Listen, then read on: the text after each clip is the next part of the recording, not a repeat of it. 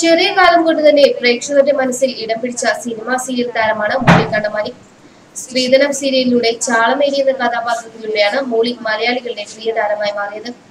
പ്രേക്ഷകരെ പൊട്ടിച്ചിരിപ്പിക്കുമ്പോഴും നെഞ്ചിൽ കുന്നോളം സങ്കടവുമായി കഴിയുകയാണ് താരം. കുഞ്ഞുങ്ങളുമായി മകനും മകളും വീടില്ലാതെ കടുത്ത മനോവിഷമത്തിൽ നരകിക്കുന്ന സാഹചര്യത്തിലാണ് മോളി പരാതിയുമായി പോലീസ് സ്റ്റേഷനിലെത്തുന്നത്. കൊച്ചി സിറ്റി പോലീസ് കമ്മീഷണർക്ക് മുന്നിൽ കൂപ്പുകൈകളോടെ എത്തിയ മോളിയുടെയും മകൻ ജോളിയുടെയും വീഡിയോ സമൂഹ മാധ്യമങ്ങളിൽ നിറഞ്ഞതോടെയാണ് പ്രേക്ഷകരുടെ പ്രിയപ്പെട്ട കലാകാരിയുടെ കണ്ണീരിന്റെ കഥ ഏവരും അറിയുന്നത്.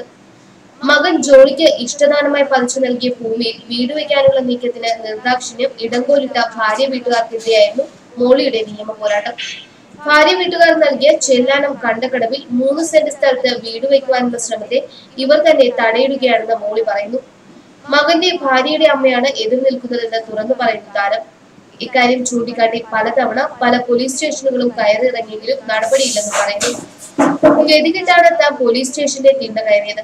അതിനു പകരം അവരെന്താണ് ചെയ്തതെന്ന് അറിയാമോ?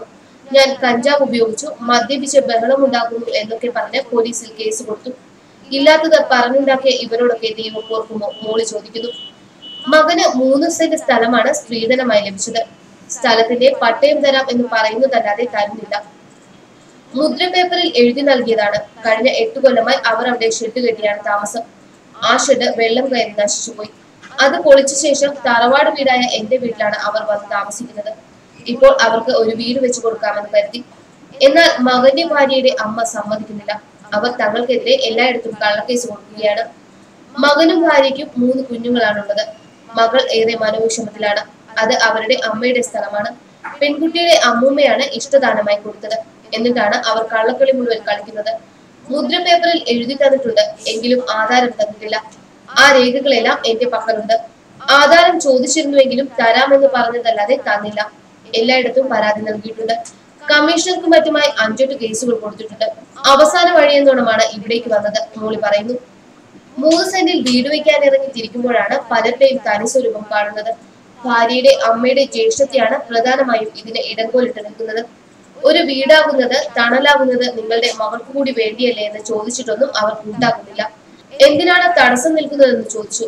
അപ്പോഴും അവർക്ക് കൃത്യമായ ഉത്തരമില്ല. ആ സ്ഥലം കൂടി അവർക്ക് സ്വന്തമാക്കണം. അതിന് എന്റെ മകനെയും ഭാര്യയെയും ഒഴിവാക്കണം. അതാണ് അവരുടെ ഉദ്ദേശമെന്നും താരം കൂട്ടിച്ചേർക്കുന്നു. മോളിയുടെ മകൻ ജോളിക്ക് സ്ത്രീധനമായി ലഭിച്ച സ്ഥലത്ത് വീട് പണിയുന്നതിന് സമീപവാസികൾ സമ്മതിക്കുന്നില്ലെന്ന് കാണിച്ചാണ് മോളി പരാതിയുമായി പോലീസ് സ്റ്റേഷനിൽ കയറുന്നത്. എനിക്ക് നീതി കിട്ടണം. എന്റെ മകനും കുടുംബത്തിനും കിടക്കാൻ വീട് വെക്കണം.